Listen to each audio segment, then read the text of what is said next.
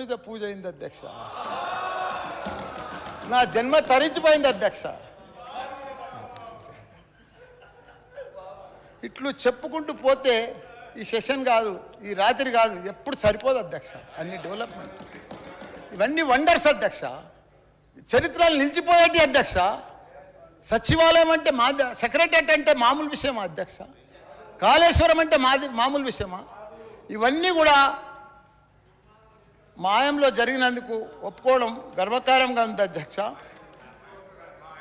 ఇవన్నీ మా కేసీఆర్ గారి ఆశీర్వాదం వల్ల, మా కార్మికుల కృషితోటి అధ్యక్ష. ఇవన్నీ కూడా మా కార్మికుల కృషి ఉన్నది అధ్యక్ష. కాబట్టి ఒక యజ్ఞంలో నేను కూడా భాగస్వామి అయినందుకు ఎంతో అదృష్టవంతుని అధ్యక్ష. ఇప్పుడు దేవుని జపం చేస్తూ కొంతమంది పెద్దలు మనుషులకు ఒక విషయం చెప్పాలి అధ్యక్ష. మనం ఈ రామచంద్రుల పరిపాలనలో త్రేతాయుగంలో మళ్ళీ షురు అయింది అధ్యక్ష. రామరాజ్యం అంటే ఇట్లుంటుంది అట్లుంటుంది అని వినడం అధ్యక్ష. రాముడంటే మనం ఫోటోలనే చూసినాం అధ్యక్ష.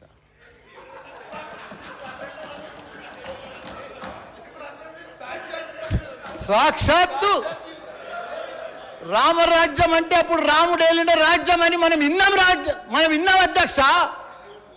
కానీ సాక్షాత్తు మన తెలంగాణకు ఐటీ రాజ్యం తెచ్చిన ఘనత మన తారక రాముడు అధ్యక్ష.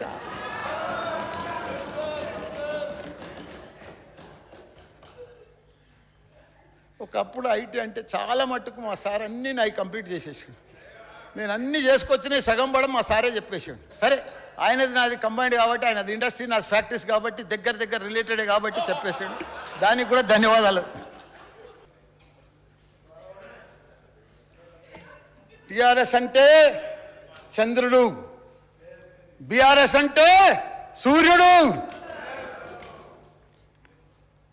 మన ఈ తెలంగాణ గడ్డ ఉద్యమాల అడ్డా అధ్యక్ష. శాంతియుతంగా తెలంగాణ సాధించిన ఆ ఉద్యమ చంద్రుడే ఈనాడు సూర్యుడై ఒక గాంధీజీ లాగా, ఒక చగువేర లాగా, ఒక నెల్సన్ మండేలాగా, ఒక సుభాష్ చంద్ర బోస్ లాగా, ఒక భగత్ సింగ్ లాగా బయలుదేరాడు అధ్యక్ష. అప్పటి ఆ చల్లని చంద్రుడు ఆపడమే మీ వల్ల కాలేదు. అప్పటి ఆ చల్లని చంద్రుడినే ఆపడం మీ వల్ల కాలేదు. ఇప్పుడు ఈ మండుతున్న సూర్యుడిని ఆపగలరా? ఆయన కోపాన్ని మీరు చూడగలరా? చూసి తట్టుకోగలరా? కేసీఆర్ దెబ్బకు ఢిల్లీ అబ్బానాలే. 55 సంవత్సరాల కాంగ్రెస్ పార్టీ చరిత్ర, కాంగ్రెస్ పార్టీ నిర్వాకం, విద్యుత్ విషయం అడుగుతారు ఈనరా మళ్ళా అదే చెప్తున్నా. అధ్యక్ష నేను చెప్తాను, వైట్ పేపర్లో ఇలా చాలా గొప్పగా ఈ ప్రభుత్వమే స్పష్టంగా చెప్పింది అధ్యక్ష. ఏం చెప్పింది అధ్యక్ష? మాకు ప్రజలు 11 సార్లు అవకాశం ఇస్తే, 50 ఏళ్ళ అవకాశం ఇస్తే మేము ఇయ్యగలిగింది 2014 నాటికి 6 గంటల కరెంటు మాత్రమే. అంతటి అసమర్థత మాది, అంతటి చేతగానితనం మాది అని వాళ్ళే ఒప్పుకున్నారు అధ్యక్ష. చెప్పనండి అధ్యక్ష, నేనేం అన్పార్లమెంటరీ మాట్లాడతలేను, శ్వేతపత్రంలోదే మాట్లాడుతున్నా అధ్యక్ష. కాంగ్రెస్ అధ్యక్ష, ఇప్పుడు మీది కాంగ్రెస్ పార్టీ కాదు సార్ అధ్యక్ష. మీరు మాకు అవకాశం ఇవ్వాలి సార్. తప్పు సార్ సార్, ఆయన మాట్లాడినప్పుడు నాకు అవకాశం ఇవ్వాలి మీరు దయచేసి అధ్యక్ష. విజయవాడలో రాయలసీమ థర్మల్ పవర్ కేంద్రం ఎక్కడ పెట్టిన అధ్యక్ష? కడపలో బొగ్గుందా అధ్యక్ష? కడపలో నీళ్లున్నాయా అధ్యక్ష?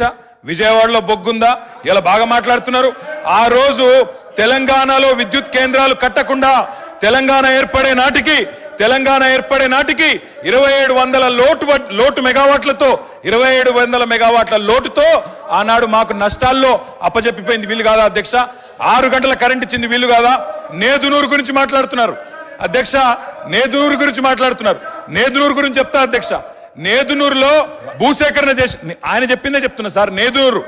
నేదునూరులో గ్యాస్ ఆధారిత విద్యుత్ కేంద్రం పెడతామన్నారు. శంకర్పల్లిలో జయపాల్ రెడ్డి గారు, మేము ఒక నేదునూరులోనే ధర్నా చేయలేదు సార్. మీ జిల్లా శంకర్పల్లిలో కూడా మేమే ధర్నా చేసినాం, నేదునూరులో కూడా మేమే ధర్నా చేసినాం. 2 దగ్గరలో రైతుల భూములు తీసుకున్నారు. గ్యాస్ సార్ ఇప్పుడు వైట్ పేపర్ మీద చర్చ జరుగుతుంది అధ్యక్ష. సార్ మా గౌరవ సహచర మంత్రి గారు నేదునూరు గురించి అడిగారు. మళ్ళా రాజకీయంగా చర్చ మొదలుపెట్టే ప్రయత్నం చేస్తా ఉన్నారు గౌరవనీయులు. మేము అడుగుతా ఉన్నాము, ఎవరైతే సిపిఐ సభ్యులు వారి చర్చ ఇంకా జరిగేది ఉందో చెప్పండి. తర్వాత వారి పూర్తి స్థాయిలో క్లారిఫికేషన్లు అడగమనండి సార్.